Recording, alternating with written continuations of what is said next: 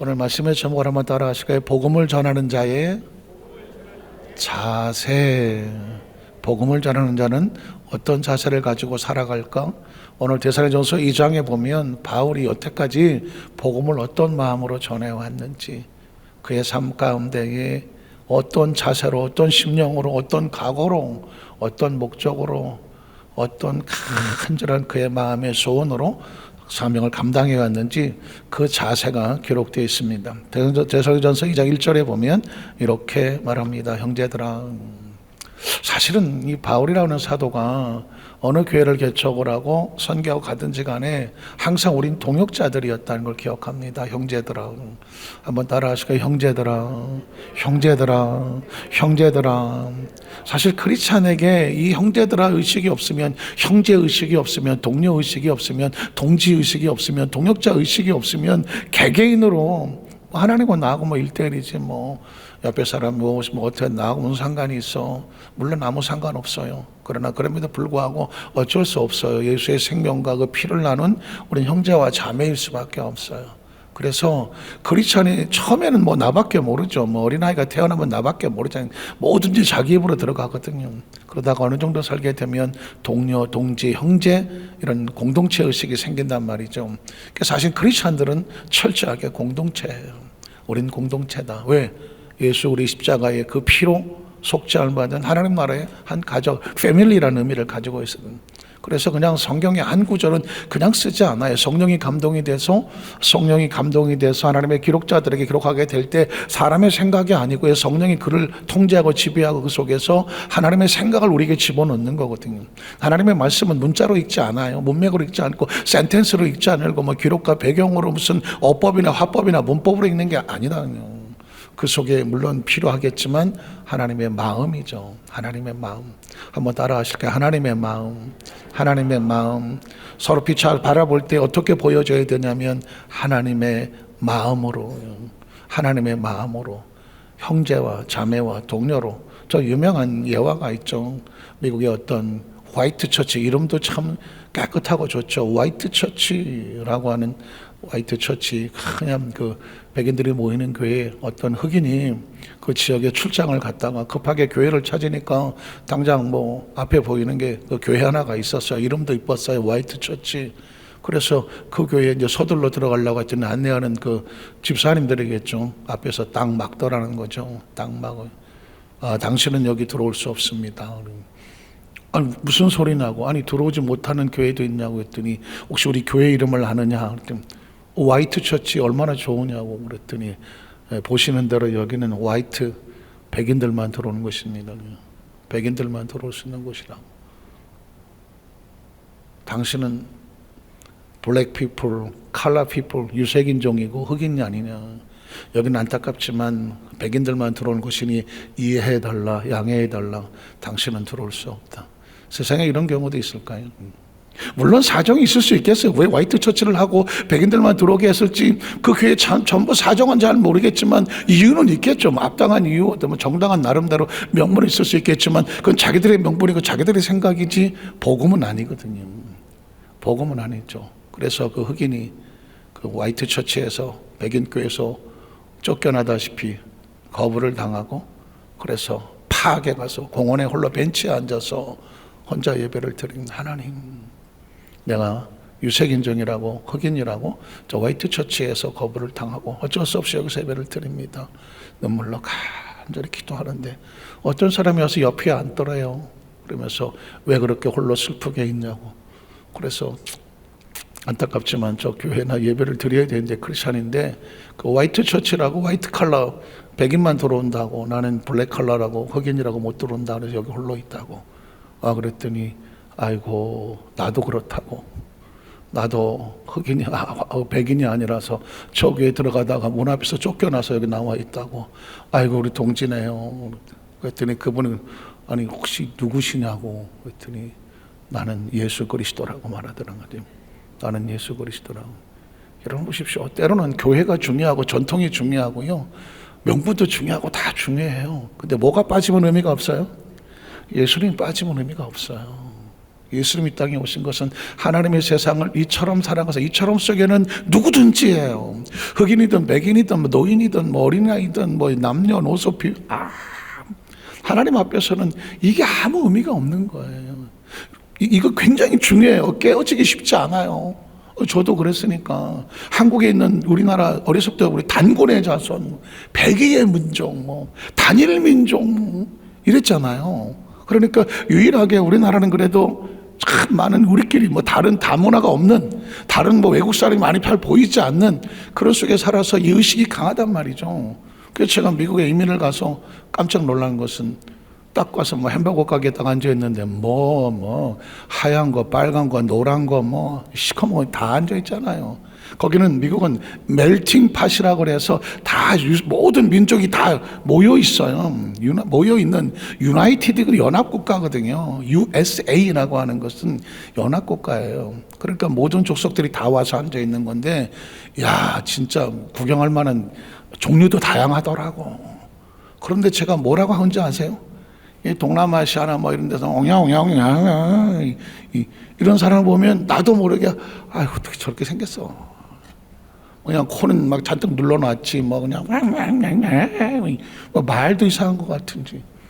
또 흑인들을 이렇게 보면 막 시커먼데 눈도 잘 안 보여요. 그냥 하얀 거 이빨하고 하얀 눈동자만 이렇게 보이더라고. 신기해서 쳐다보고. 근데 미국은 이런 거 쳐다보면 큰일 납니다. 고소 들어옵니다. 저 사람 나 쳐다봐 스트레스 받았다고 그래서 눈동자 잘 못 모르겠어요. 미국 가면 조심할 것은 아무나 어이고 절대 눈 마주치면 돌려야 돼. 그런데 그때 제가 회개한 거죠. 내 안에 있는 이 배타성이 있더라고. 흑인은 우리 어렸을 때 미군들 지나가면 헬로 기분이 초콜릿하고 쫓아다녔던, 그러다 흑인들 보면 하이 니그로 그게 얼마나 맞아 죽을지 모르고 그냥 뜻도 모르고 하이 니그로 멍키 이러고 다녔어. 잘못 걸려서 맞아 죽었을 것 같다는 지금 생각하니까 얼마나 무서운 말인데 몰랐잖아요. 거기서 저는 제 의식과 사고가 깨졌어. 흑인이라고 하는 것 때문에 그 사람의 어떤 그 흑 색깔 때문에 그 사람을 편견하고 선입게 하는 게 이게 얼마나 무서운가. 동남아시아 우리보다 조금 못 살거나 조금 이런 민족들을 보면서 이게 얼마나 무서운 편견인지 아세요? 흑인도 하나님의 작품이잖아요.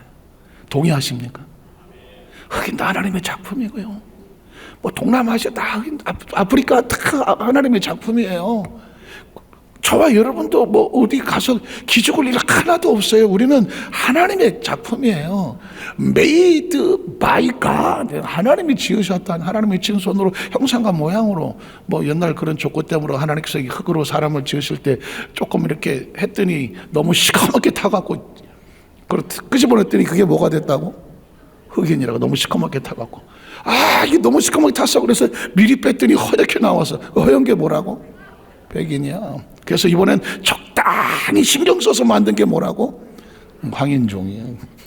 여러분 저 기죽을 일 하나도 없어요. 특별히 하나님이 신경 써서 만든 게 우리 황인종이야. 황인종이 이러면 안 되겠다. 시커멓게 됐거나 하얗게 뺐거나 하면 중요한 거는 복음은 어떤 경우에도 구분하지 않는다. 구별은 하지만 차별하지 않는. 구별은 하죠. 남녀는 구별을 해야죠. 차별이 아니라 구별은 해요. 어른과 아이가 어떤 상황 가운데 구별할 수는 있어요. 그러나 인간의 전체적으로 차별할 수는 없어요. 해서도 안 되고 하는 거죠. 자, 그래서 형제들의 말 한마디를 던지기에 바울이 하나님의 성령에 감동이 돼서 크리스천 성도를 향하여서 형제들아 라고 말할 때에 그 심령은 눈물 나는 거예요. 왜냐하면 바울이 예전에 크리스찬들을 잡아 죽이려고 이놈의 시기를 나 어디 갔냐고 잡아 죽이러 다녔잖아요. 참 그 크리스찬들만 잡아다가 죽이고 목에다 가두고 했었던 그 사람이 바울의 눈에는, 예전 사울의 눈에는 그 잡아다가 대상 유대인들이 갖다가 주면 상을 받든지 칭찬을 받든지 돈을 받든지 어쨌든 간에 이 사람의 눈에는 크리스찬들은 적이었어요. 잡아다 오게 가둘 대상이었지 그게 무슨 형제예요. 근데 예수를 믿고 나서 자기가 옛사람 사울이 죽어지고 바울이 되고 나서 그는 철저하게 깨달아지며 예수 그리스도 십자가의 보혈로 값주고 산 크리스찬들을 이렇게 불러요. 형제들아. 그리고 이렇게 원했겠죠. 나도 당신의 형제로 여겨주십시오. 사실은 성경 속에서 어떤 그 퀘스천이 뭐냐면 엄청난 과거의 상처와 아픔과 범죄도 있어요. 과연 인간이 인간의 죄에 대해서 돌을 던지면서 정죄할 수 있을까? 이건 참 조심스러운 문제예요. 예를 들면 모세 같은 사람도 살인자거든요. 살인자입니다. 이유는 정당하죠. 자기 민족에게 인정을 받고 싶어서 애굽의 병사를 쳐서 모래에 갇혔어. 내가 이렇게 애굽의 병사 바로의 군대를 쳐서 죽일 정도로 당신들을 내 동족으로 인정하고 싶어 하고 호소를 했지만 무슨 소리야? 네가 언제부터 우리 형제야? 뭐 오늘 바로 군대 죽이고 내일은 뭐 우리 죽일 거야? 하잖아요. 어떻게 보면 명분은 정당했을지 모르지만 도덕과 윤리를 보면 모세도 살인자예요. 살인자라고요. 근데 그 살인자가 광야에서 40년을 피투성이로 연단 훈련받고 아무런 희망도 없어 보이는데 하나님께서 그 모세를 데리고 떨기나무같이 초라한 연약한 떨기나무에 하나님의 성령을 부어서 불타는 떨기나무를 만들어서 그 모세도로 가래요. 나이 80 먹은 지나간 상처와 아픔을 끌어안고 있는 스스로도 자기가 보기에도 나 안 돼요 하나님. 그런 모세대로 네가 가. 내가 너를 보내. 너에게 할 말을 줄게. 아론도 붙여줄게. 지팡이도 들려줄게. 사실은 하나님께서 세운 하나님의 사역자들을 인간적인 관점에서 저 사람이 정말 저런 일을 할 수 있는 자격이 있나? 도덕과 윤리로 볼 때 저건 안 되는 거 아니야? 할 수도 있어요. 그런데 하나님께서 모세를 들어서 이스라엘 건져낸 도구로 80에 들어서 120년, 40년을 쓰잖아요. 사실은 도덕과 윤리라는 것도 사실 이 땅의 삶을 살면서 진짜 중요하죠.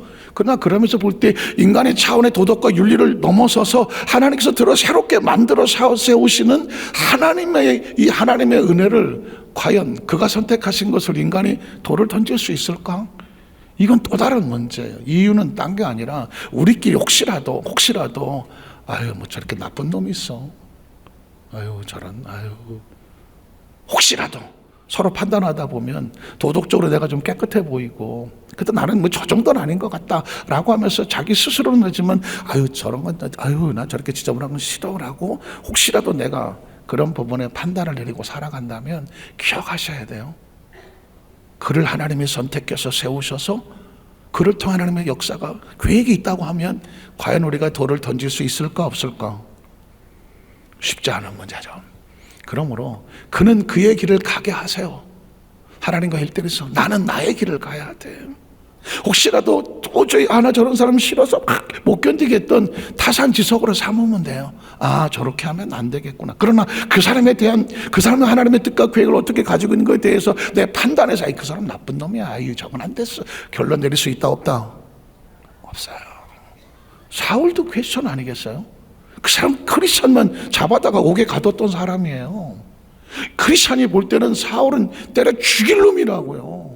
오죽하면 하나님께서 사도행전 9장에 아나니에게 지금 사울이 다메섹 도상에서 말에서 떨어져서 눈이 멀고 지금 거기 어디서 지금 있어. 네가 가서 기도하고 그의 눈을 밝게 해주라 할 때 아나니아가 하나님 저 사람은 이 기독교 크리스천들 입장에서는 아주 나쁜 놈으로 악명이 높아요. 저 사람이 지금 저렇게 됐다고 하면 크리스천들이 알면 박수치고 좋아할 거라고요. 나 못 가요. 그랬더니 의아해서 물었을 때 저 사울은 내가 이방을 위해서 선택한 나의 그릇이라고. 나의 그릇이야. 도덕과 윤리적으로 볼 때는 저런 놈도 할지 모르지만 내가 이미 택해놓은 어쩌면 지나간 과거의 상처와 아픔이라는 것도 하나님 안에서 어떤 그 십자가 안에서 변화에 도움이 된다고 하면 하나님께서는 그 상처와 아픔도 회복을 시켜서 만드시는 도구가 될 수 있다 하는 거예요. 이건 굉장히 신학적으로 아주 조심스러운 거라 어떻게 포장할 수는 없어요. 그러나 중요한 건 성경 속에 하나님은 그런 죄인도 쓰신다. 그런 상처도 쓰신다. 그런 아픔도 쓰신다. 바울이 형제들아 말했을 때 높은 자리에서 형제들아 이렇게 했을 것 같아요. 얼마나 조심스럽게 말했을까요? 나 과거에 그런 아픔과 상처를 가지고 있는 사람인데 내가 크리스천을 향하여 형제들하고 말했을 때 저 사람들이 나의 형제라고 받아들여 줄까? 이건 또 다른 문제예요. 그러나에도 불구하고 바울이 용기를 내는 거예요. 그리스도 안에서 나의 과거와 아픔과 상처의 모든 것들을 자백하고 용서받고 내가 이제 그리스도의 복음을 위해서 나의 목숨을 드리면서 그들을 향하여 예전에는 잡으러 다녔던 그들을 향하여 그리스도의 복음을 전하는 십자가의 전달자가 되어 있어.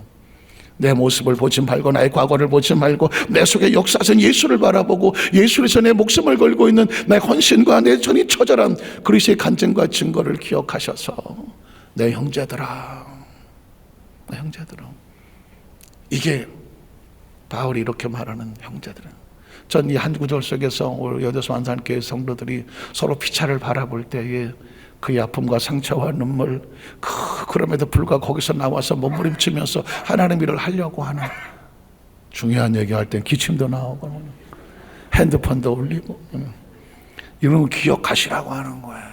이걸 문법적으로 보면은 임팩트 효과라 그래.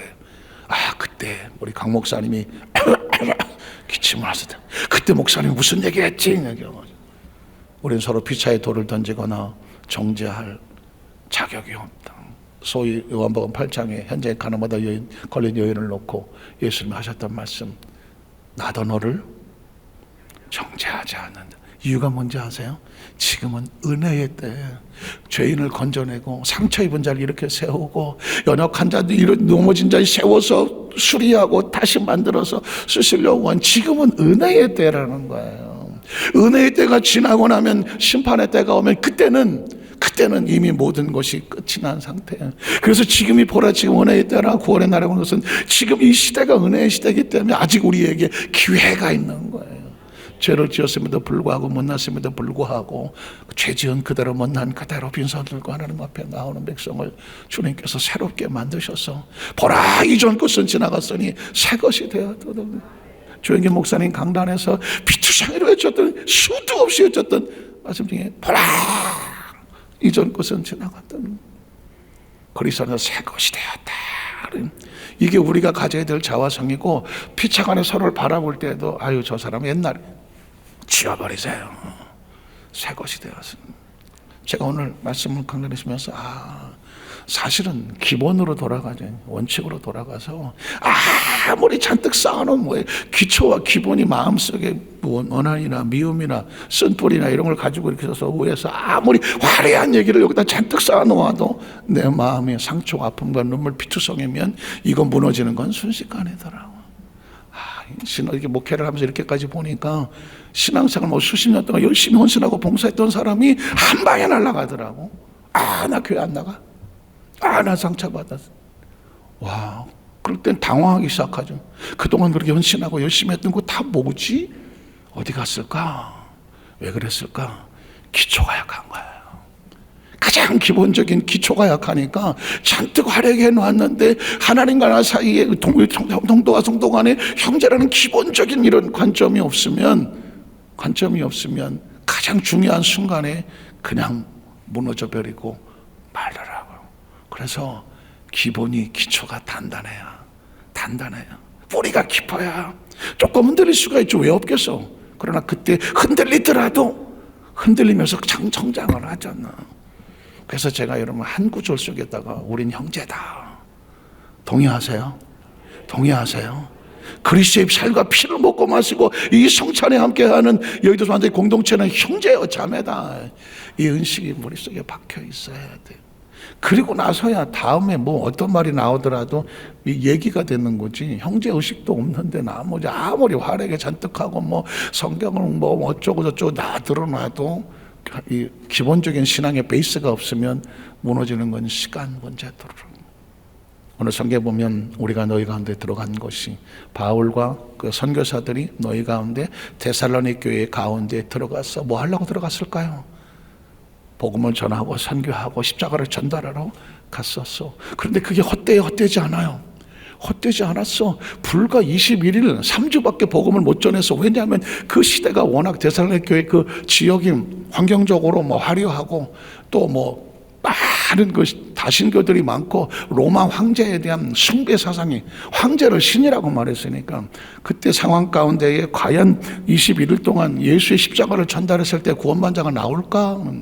놀랍게도 헛되지 않았어. 수많은 숨어있는 그리스도인들이 하나님께로 돌아오는 역사가 나타나서 이미 너희가 알고 있다. 자, 그러면 그 가운데서 바울이 어떻게 복음을 전했을까? 첫 번째는 뭐냐면 고난 중에도 하나님을 힘입어 복음을 전했다는 것입니다. 한번 따라하세요. 고난 중에도 하나님을 힘입어 복음을 전하라. 이 땅의 삶을 살면서 피할 수 없는 게 고난이에요. 자, 오늘 읽어보긴 할까요? 2절에 보면 너희가 아는 바와 같이 우리가 먼저 어디서? 빌립보에서 고난과 능력을 당했어. 뭐 하다가? 복음을 전하고 선교하고 하나님의 일을 하다가 어떻게 했냐면 우리 하나님을 힘입어 많은 싸움, 고난은 어떻게 하느냐? 싸워야 되는 거죠. 싸운다는 얘기는 뭐 치고받고 싸우는 게 버티고 이겨내고 그 고난에 밀리지 않는 중에 하나님의 복음을 너희에게 전하였다라고 하는 것입니다. 평안하고 시간이 남아서 뭐 할 일 없으니까 뭐 전도하러 갈까? 수많은 고난과 시련 속에서 그들이 그것을 버티고 포기하지 않고 절망하지 않고 이겨내면서 복음을 힘입어서, 복음을 입고 하나님을 힘입어서 전하였다라고 하는 것입니다. 제가 그래서 빌립보에서 과연 어떤 일이 있었을까? 빌립보서 1장 12절 이하를 보니까 빌립보에서 당한 고난이에요. 형제들아 너희가 당한 일이 도리어 복음 전파에 진저된 너희가. 여기서 형제들은 또 빌립보 교회예요. 어디 교회를 가든지 바울의 눈에는 빌립보 교회든 에베소 교회든 대학 교회든 다 형제들로 보인 거죠.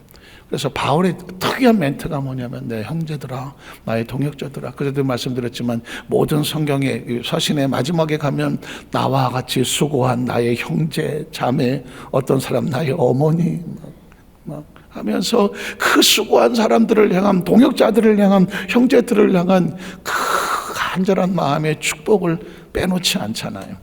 형제들아 내가 당한 일이 도리어 복음 전파에 진저된 너희가. 빌립보 교회에서 고난과 시련과 아픔과 상처를 당하는데 그게 오히려 다른 성도들이 볼 때 야 저런 고난 속에서, 저런 아픔 속에서, 저런 눈물 속에서도 끝까지 하나님이 모습 복음을 전하는 걸 포기하지 않는 바울을 보면서 오히려 빌립보 성도들이 힘을 얻었다는 거죠.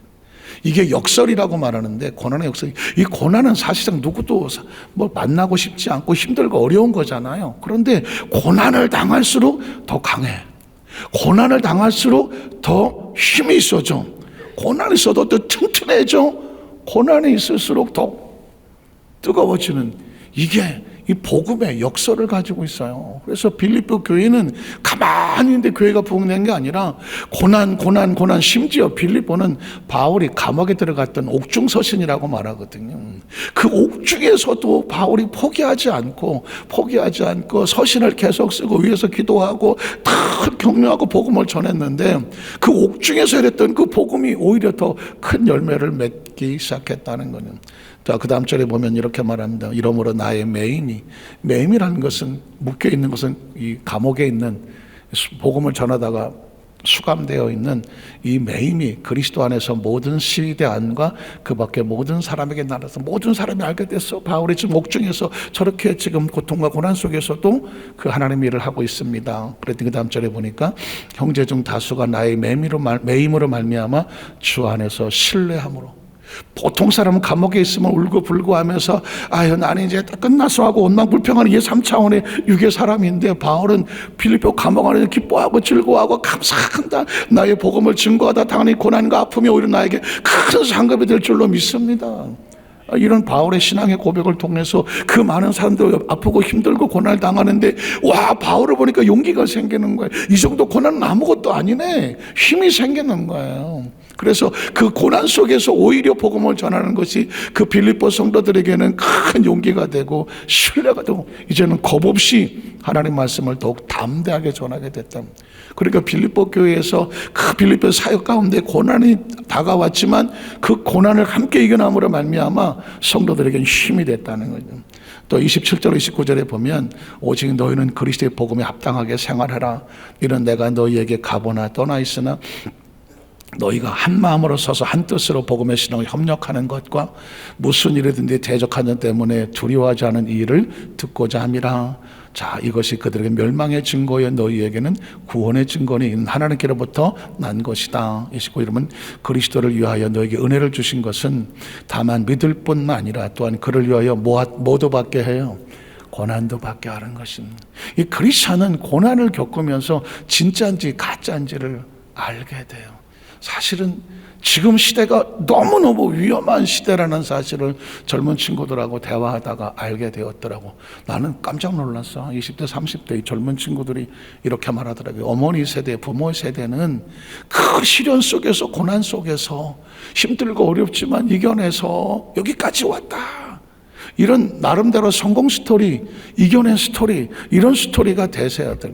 그러니까 지금 한 30대 정도 얘기하는 것은 지금 한 4, 50대의 이 노래 가사들도 대부분 보면 시련과 아픔 속에서 이겨내서 우리는 이렇게 됐어요. 그런 노래에 감옥을 하고 반응을 했다는데 지금 20대는 그런데 별로 반응이 없대요.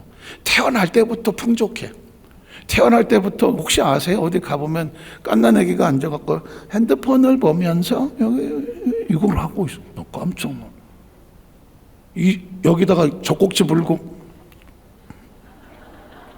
이렇게 보면 나도 못하는 것 같아. 저 게임을 내가 어떻게 하지? 와, 깜짝 놀랐어. 그러니까 요즘은 뭐 젊은 엄마 아빠들이 애를 앉혀놓고 뭐 따로 볼 것도 없어. 뭐 아이용이 있더만 이렇게 놓으면은 그래가지고 쩍kok좀 물어가면서 우와, 걔한테 물어보면 헬로우 영어 할 것 같아. 와, 뭐 손가락도 얼마나 빠른지 몰라.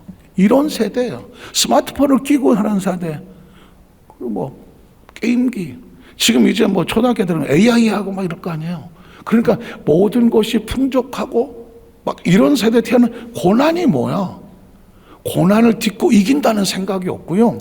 얼마큼 더 내가 돋보여서 더 잘 살아서 더 좋은 곳에 가서 야, 오늘 뭐 점심때 심심한데 저 일본에 오사카 도템부리 가서 야, 우동이나 한 그릇 먹고 오지 뭐.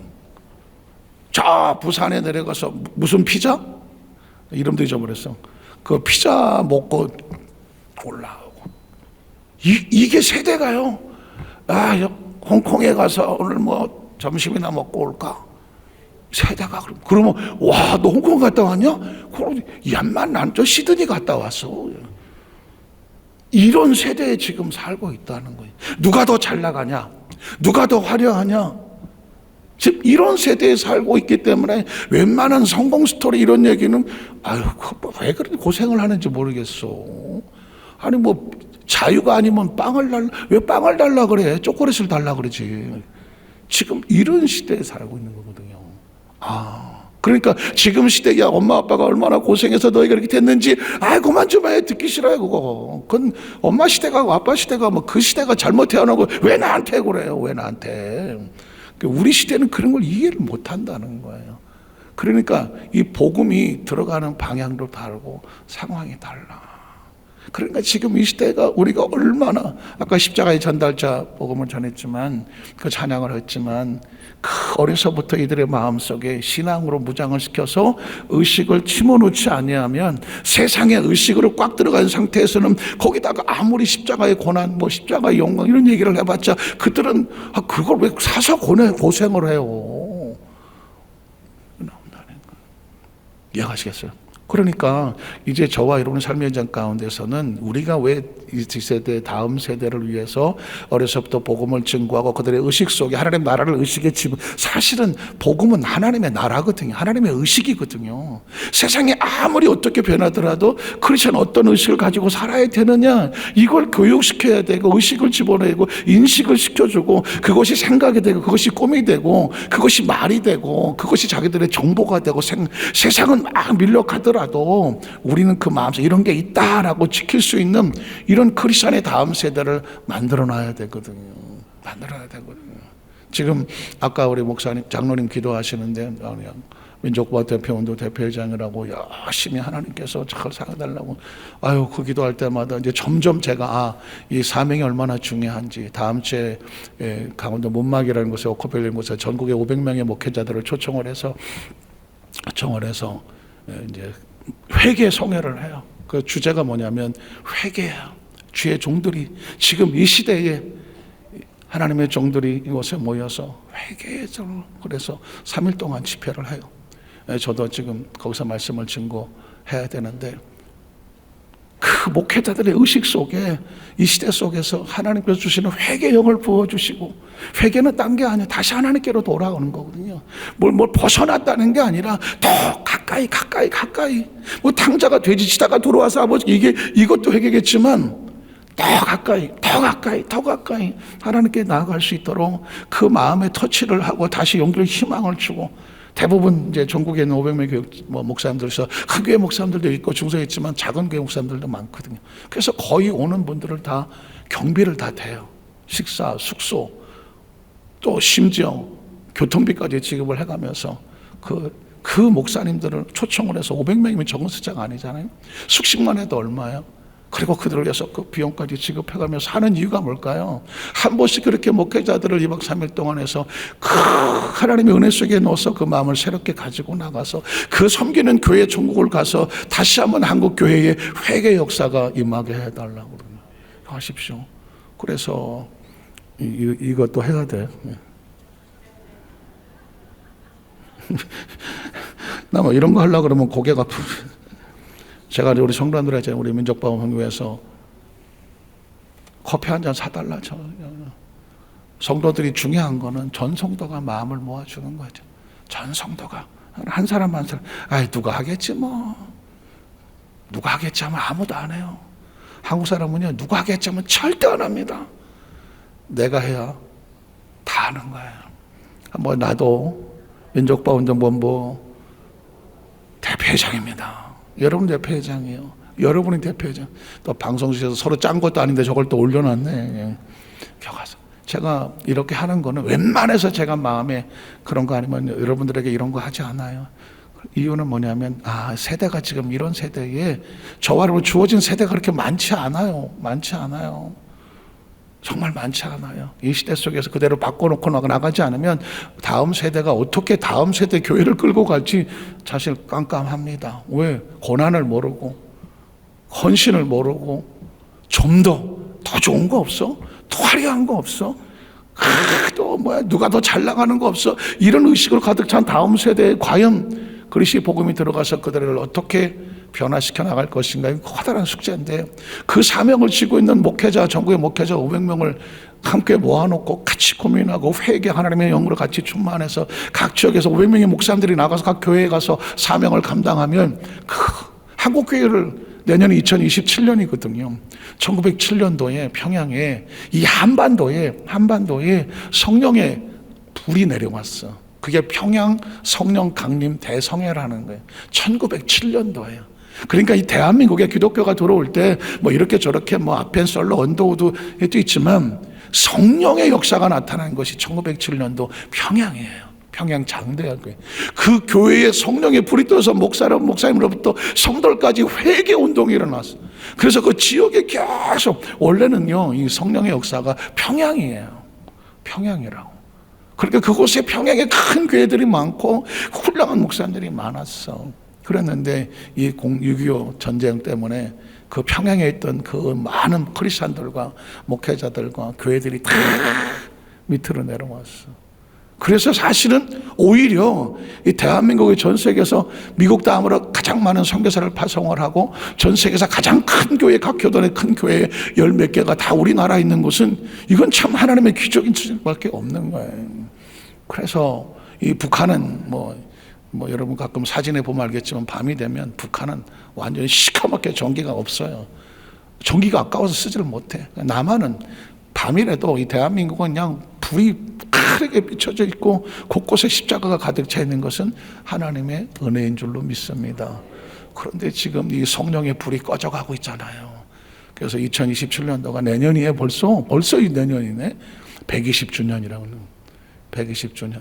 그리고 1977년도 오시켜가지만 민족보호운동본부가 저 여의도에서 하루 저녁 100만씩 해갖고 한 4,500만이 매일 저녁 처리하고 둥그러면, 지난번에 거의 제가 한번 영상 보였지만 KTV, 국회 TV에서도 나왔잖아요. 비가 맞고 한데도 400만, 500만이 처리하고 금식하고 회개하면서 77년도 민족공화 성령운동이 있었어요. 그 이후에 교회가, 한국교회가 폭발적으로 성장하기 시작했어요. 그래서 1200만 기억하세요? 5만 교회, 10만 주회종, 1200만 성도에서 한국 기독교 1200만 했어요. 1200만이 머리에 박혔다니까요. 근데 여러분, 지금 기독교에 누가 1200만을 말해요? 코로나 이후 지금 1200, 한국교회 얼마가 될 것 같아요? 800만도 아니에요. 이해하시겠어요?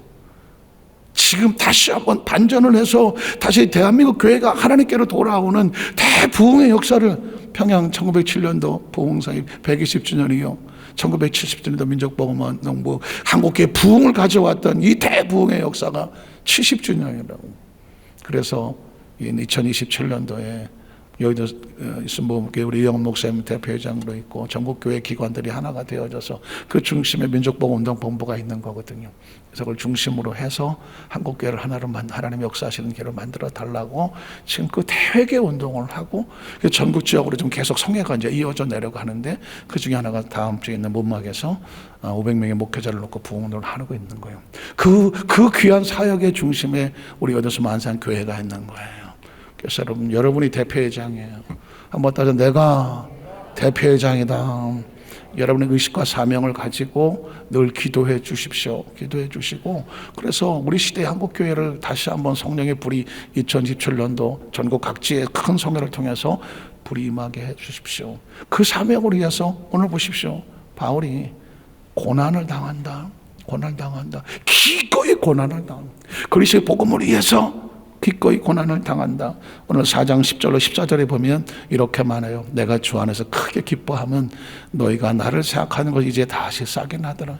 그러니까 복음이 계속 심어 놓았더니 이제 성도들이 바울의 사역을 돕는 역사가 나타나. 그 다음 절에 보니까, 그래서 너희가 또한 이를 위해서 생각은 하였으나 기회를 섬길 수 있는 기회가 없었어요. 그런데 내가 궁핍함으로 말하는 것이 아니니라.